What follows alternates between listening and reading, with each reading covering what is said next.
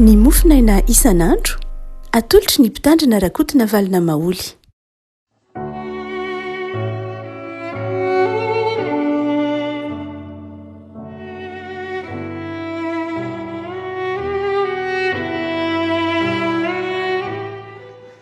Falemirahaba antsika revako malalatra hatrety alakamisy fa 30 ny volana aprily ity dia manonona ny fiadanan'ny tompo amintsika revako malala. Itona dia fanasoran'Andriamanitra antsika fa hitokana ny tsangambatany fa 5 taona ny nofinainany izay nanasana ny fiaraha-mientantsika rehetra ka navitanjana trano fiangonana izany Soamantsara. Efa marina fa efa volana vitsivitsy ny vitan'ny trano fiangonana fa niandry ny fahavitan'ny sekoly isika mba ho miaraka tokanana ny fiangonana sy ny sekoly.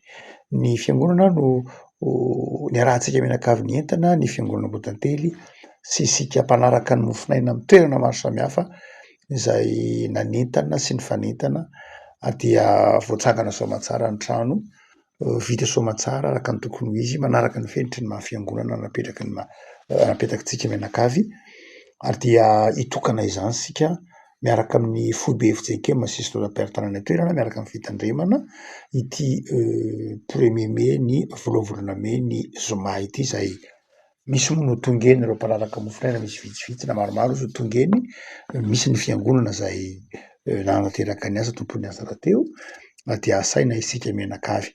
Ny sekoly moa ny sampana lehilahy kristianina tato anatin'ny fiangonana Ambotantely niaraka tamin'ireo mpiara-miombona antoka aminy no nanorina azy satria tanjontsika isaky ny manorina fiangonana ny hoe manorina fiangonana dia wakilany kosa misy sekoly.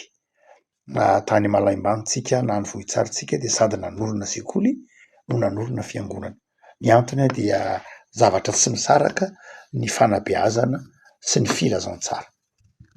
Dia tsy hoe manomana ny olona ho any amin'ny fanjakan'Andriamanitra ihany fa manomana olona koa ho vavolombelona, olombanona, manomana taranaka olombanona nefa koa manomana taranaka ho ao amin'ny fanjakan'Andriamanitra. Noho izany dia tsy nasarahantsika mihitsy hoe fiangonana sy sekoly.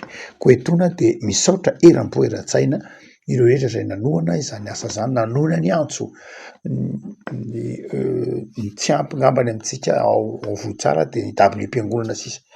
Iny no tsy mbola tao anatin'ny kaontintsika mianakavy ny W-mpiangonana izany fa seza tsotra ny mbola hipetrahantsika ao fa miandarana moa fa ny fanakahafa momban'ny tempoly, momban'ny tranon'Andriamanitra kosa latabatra masina, seza eny amin'ny altara saika nataontsika tamin'ny hazo manokana tsara avokoa ireo rehetra ireo izay hazo sarobidy fa tsy hazo tsara fotsiny, hazo sarobidy ireo izay nandrafetana ny fanaky ny altara manontolo na iny ty ny altara na ny latabatra masina na ny hazo fijaliana na ny seza petrahana eny aloha izay fanomezana avokoa moa izy rehetra ireny na ny karo saika fanomezana ndreo nanavitana ny trano tany Vohitsara. Dia manantitra ny fankasitrahana antsika rehetra Andriamanitra ny hamaly fity ary hanombotra izay rehetra nataontsika an'izany fiangonana izany. Saorana manokana ny fiangonana Ambotantely izay nitarika ny asa,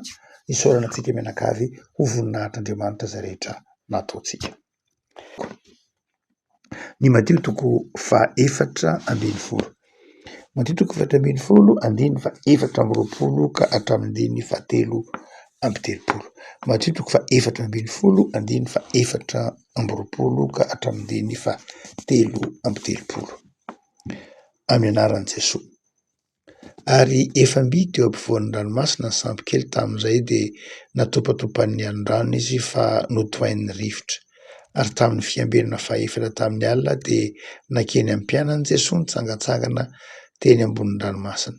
Ary noho ny nahita azy nitsangatsangana tambonin'ny ranomasina ny mpianatra dia raiki tahotra ka nanao hoe mahatotoy io. Dia ny antso izy no nitahotra ary Jesosy niteny taminy araka tamin'izay hoe mahatoky fa izao ihany aza matahotra. Ary Petera namaly azy ka nanao hoe tompoko, raha ianao ihany dia ataovy manatona anao eny ambonin'ny rano aho. Ary hoy izy manatona dia nidina niala tamin'ny sambo kely Petera ka nandeha tambonin'ny rano anatona an' Jesosy. fa raha nahita ny rivotra izy de natahotra ary raha vao nilentika izy de niantso hoe tompo vonjeo aho ary naniditra ny tanany niaraka tamin'izay Jesosy de nandray azy ka nanao hoe ry kely finoana nahoana no nianahany ianao ary rehefa niakatra teo an-tsambokely izy de nitsahatra ny rivotra ary izay teo an-tsambokely de niankohoka teo anatrehany ka nanao hoe zanak'Andriamanitra tokoa ianao. Ray masonao manamasinana amin'ny fahamarinana ny teninao ho fahamarinana. Amen. Izy amintsika moa afaka malala no tsy te hanatratra ny tanjona izay fahalitantsika. Ny olombelona maha olombelona azy de men'Andriamanitra saina ka manana tanjona, manana fikasana, manana faniriana. Ny biby tsy manana projet akory. Ny biby tsy manana faniriana, tsy manana nofinofy. Na ny zavaboary hafa fa ny olombelona no manana faniriana, manana nofy, manana fikasana, manana tanjona. Ary raha tsy isika manana tanjona dia kendrentsika ny hahatratra ny tanjona zany. Ny dikan'ny fahotana voalohany indrindra de tsy fahatratrarana tanjona. Tsy fahatratrarana lay zavatra ny faritana tokony atao, tsy fahatratrarana ny zavatra, tsy fahavitan'ny zavatra tokony ho natao, tsy fahavitan'ny zavatra nikena fa natao. Zany dia dikan'ny fahotana, hevitry ny fahotana voalohany indrindra. Dia eto ary dia azo itarafina ny Timotheo 1:20 ity, ahoana no ataontsika mba hahatratrarantsika tanjona? Inona ny vato-misakana mahatonga antsika tsy mahatratra tanjona? Ary ahoana no ataontsika mba hahatratratsika ny tanjona? Tsara manazava eto fa ny voalohany indrindra seho ny Madio eto, amin'ny fiainantsika mpanompon'Andriamanitra de izao Andriamanitra no manome ny tanjona na ny marimarina koko. Ny tanjona kendrentsika de tokony hifanaraka amin'ny sitrapon'Andriamanitra amin'ny mampanompon'Andriamanitra antsika. Tsy manana tanjona tsika de ny tanjona katsahantsika mifanohitra ny tenin'Andriamanitra, mifanohitra amin'ny sitrapon'Andriamanitra. Fa ny tanjona fahalitantsika de mifanojo, mifameno na tarihy ny sitrapon'Andriamanitra. Amin'ny Timotheo 4:20 ity dia tsara ny manamarika eo tsika teo fa Jesosy no nanome ny tanjona. Jesosy no namaritra ny tanjona, Jesosy no nanondro ny tanjona. Ny tanjon'ireto mpianatra reto zany de tanjona ny fanarahana tamin'i Jesosy. Jesosy mihitsy no niteny hoe andehantsika ho eny Epita 2:20 amin'ny Matteo 4:4. Hoy Jesosy ary niaraka tamin'izay dia nanery ny mpianatra hiondrana an-tsambokely Jesosy ka hita eo alohany ho eny ampita mandra-pandravany ny vahoaka. Rehefa avy namoaka ny olombolona 5,000 Jesosy de niteny tamin'ny mpianatra hoe mandana makeny ampita fa manaraka anareo eny aho. Za mbola andravan'ny vahoaka, za mbola hitokana hivavaka fa mandehanina ireo tonga de mandeha. Jesosy zany no naniraka ny mpianatra mandehana fa laso eny ampita fa ho avy eny ampita. Lay tanjona zany Jesosy no nanome azy, ery ampita. Jesosy no nanondro ho eny ampita ny lalana tokony aleha. Saingy ny zavatra nitranga de izao, na Jesosy aza no nanondro ilay tanjona de izao nandalo tafidrifotra ny mpianatra amin'ny fiambenana fahaefatra ny mpianatra. Zany hoe fiambenana voalohany, fiambenana faharoa, fiambenana fahatelo, fiambenana fahaefatra, efa hadiva maraina ny andro. Mbola tsy tonga teny amin'le tanjona zay nasain'i Jesosy ny tanjonina ihany ny mpianatra. Zany hoe tokony ao an-tsaintsika fa tsy hoe rehefa mamaritra tanjona isika na manao ka mifanaraka amin'ny sitrapon'Andriamanitra le tanjona dia mora mandrakariva. Ndraindray mantsy tsika rehefa miresaka amin'ny olona na mampahery olona ka misy olona mandalo zavatsara de tenenitsika manao hoe ianao nge tsy mifanaraka amin'ny sitrapon'Andriamanitra ny fiainanao, ngamba misy zavatra, ngamba le zavatra tanjoninao na kendrenao tsy mifanaraka amin'ny sitrapon'Andriamanitra. Tsy voatery zany mihitsy. Fa na de mifanaraka amin'ny sitrapon'Andriamanitra ary lay tanjona, na de mifanaraka amin'ny sitrapon'Andriamanitra ary lay fikasana de zao mety mandalo zavatsarotra foana isika. No zany tsy mainka mitsara, tsy mainka miteny, tsy mainka manameloka ny hoe raha tody zavatsarotra ny olona de tsy mifanaraka amin'ny sitrapon'Andriamanitra zay lay tanjona.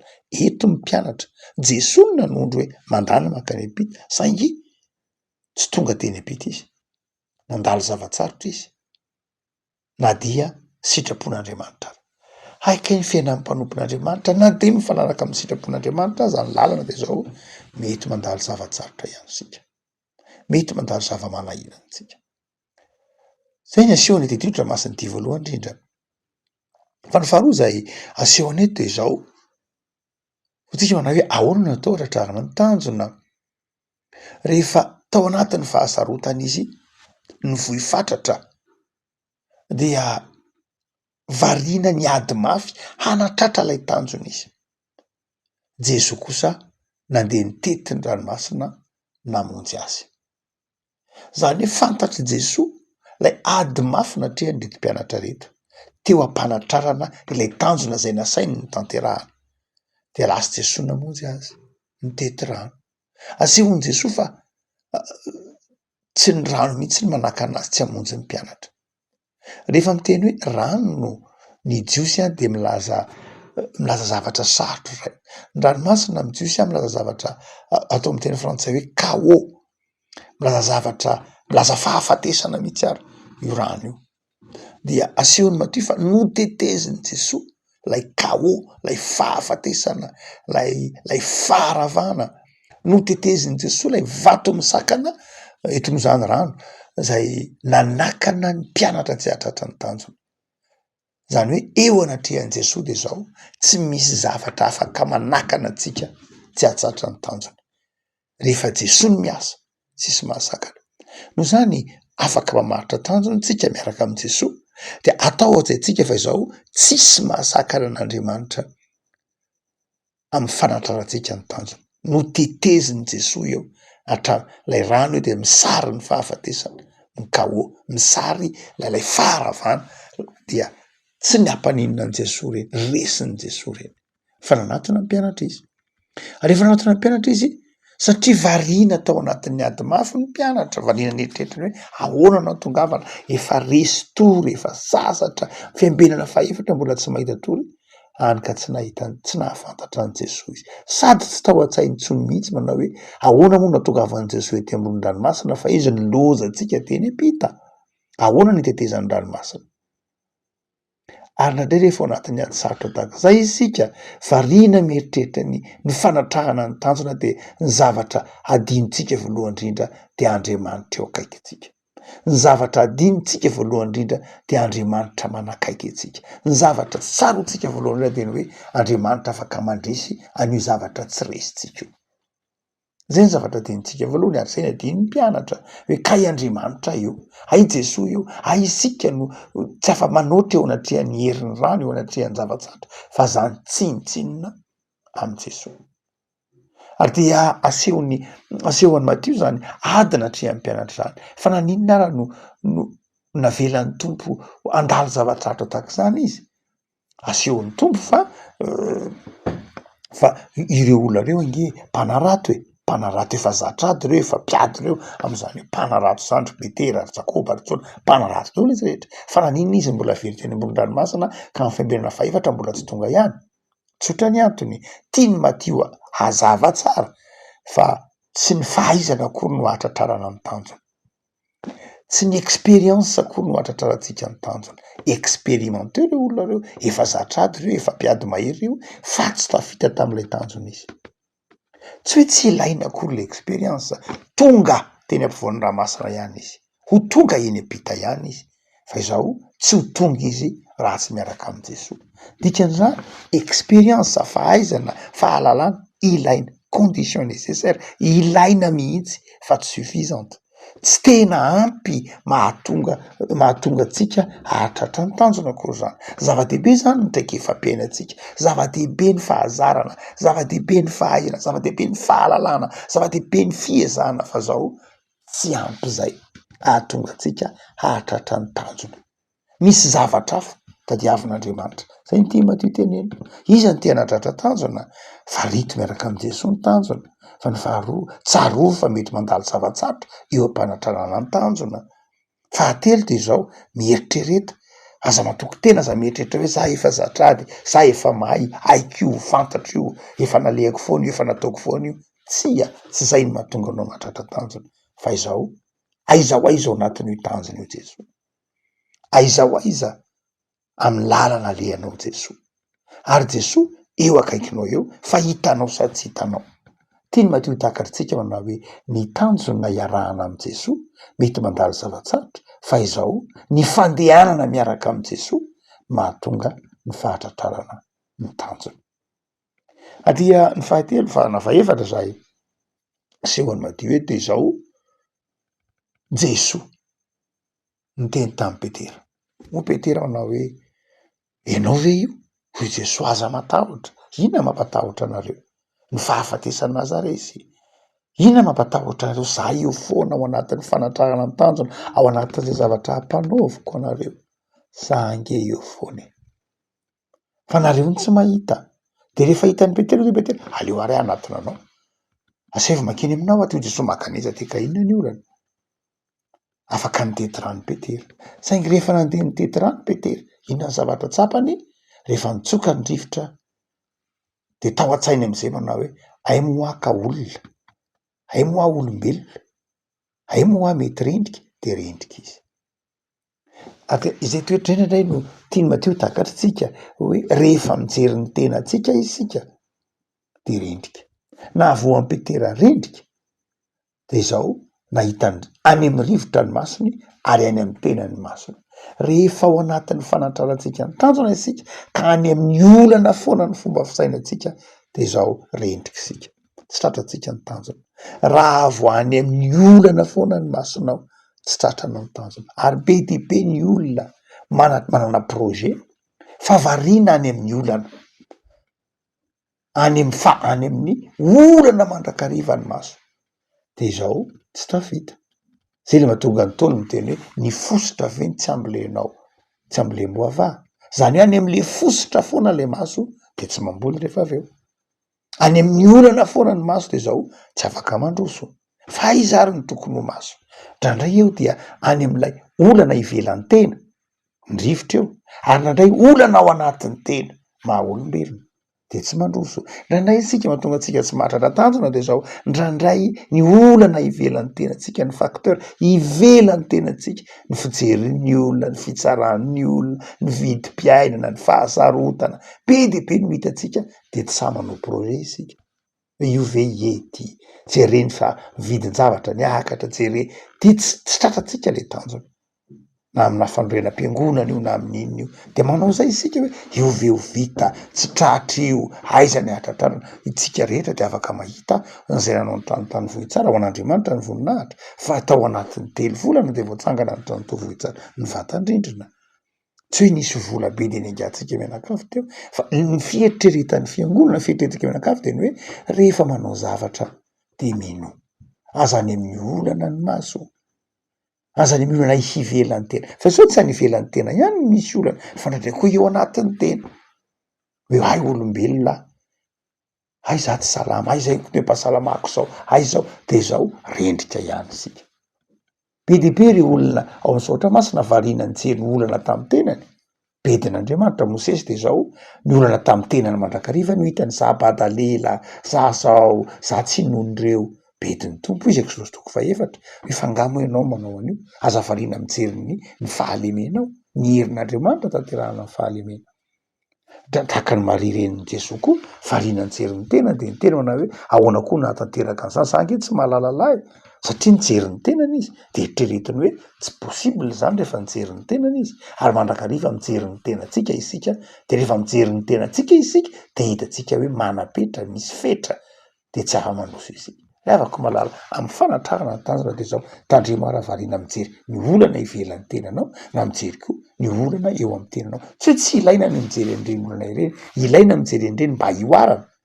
Fa ahoana ny fomba hioarana ao an'le olana? Zay ny mahatonga an' Jesosy eo akaikinao miteny hoe aza matahotra, nahoana ianao ny mianahana, nahoana ianao ny variana any amin'ny olana sy fikaroham-bahaolana amin'ny herin'ny tenanao no ataonao zava-dehibe. Fa nahoana ny tsapanao hoe eo akaikinao, nahoana ny tsy nononao ny teniko manao hoe avia ty. Tsika manao hoe iza ny te hanatrara-tanjona? Jesosy eo. Afaka mamarana ilay tantara isika ary dia naninjitra ny tanan'ny tompo ary dia notenenin'ny tompo.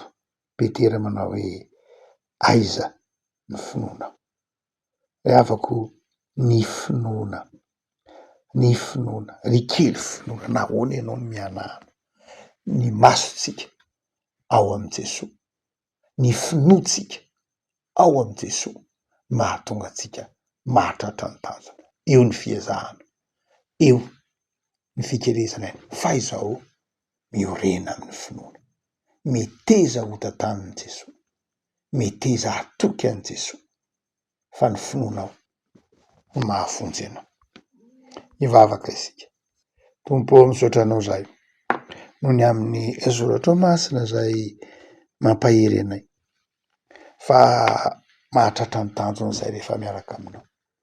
Enao mitaridalana anay, enao mamindra fo aminay, enao mivimbina anay, de mivavaka zay Tompo, ampaherezo, iorona bebe kokoa aminao. De misaotra Tompo tam'izay asa rehetra nomenao tanterahanay. Misaotra ireo noetsehiny fanahinao masina mpanaraka ny mofinaina. Misaotra ny amin'ny fiangonana Ambotantely sy ny lasana velonao amina taonao fiasana, ka nahavitan'ny fiangonana FJKM vohy tsara Jesosy mofinaina.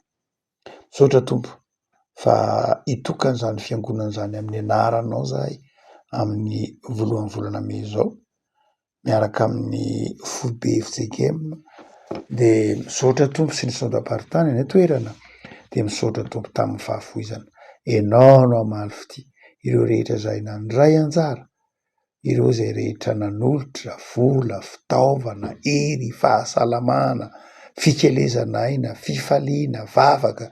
Misaotra Tompo ny amin'ny fiaraha-mientanay menakavy, ary amin'izay vita Jesosy, azy izay nomena voninahitra, fa ny anaranao ihany. Vaoaka kosa zany fiangonana sy sekoly zany, avita be eo amin'ny fanabeazana, eo amin'ny fitoriana ny filazantsara, hanova fo maro ho mpanomponao, hanova vahoaka maro ho firenenao, ary hanova fiarahamonina hanify-olombanona. Misaotra Tompo, dia betsaka reo tanjona mbola tiana hotratrarina Tompo ao amin'izany fiangonana naorinao zany, de mivavaka izay ampaherezo mba ianao Jesosy no ivon'izany fiangonana zany, ka mpino mazoto, mafana fo, mahefa be no ao amin'izany fiangonana zany satria ao enao. De ho fiainana isan'andro Jesosy, da io rakofy amin'ny fahasoavanao, mba ho fandresena mandrakariva ny fiainanay, ary amin'izay tanjona tianay hotratrarina, de vimbino zahay, azarinao zahay Tompo, satria mahatoky anao, de ataovy tsapanay mandrakariva, fa eo akaikinay ianao, manatona anay, mitantana anay, mamonjy anay. Misaotra Jesosy. Amen.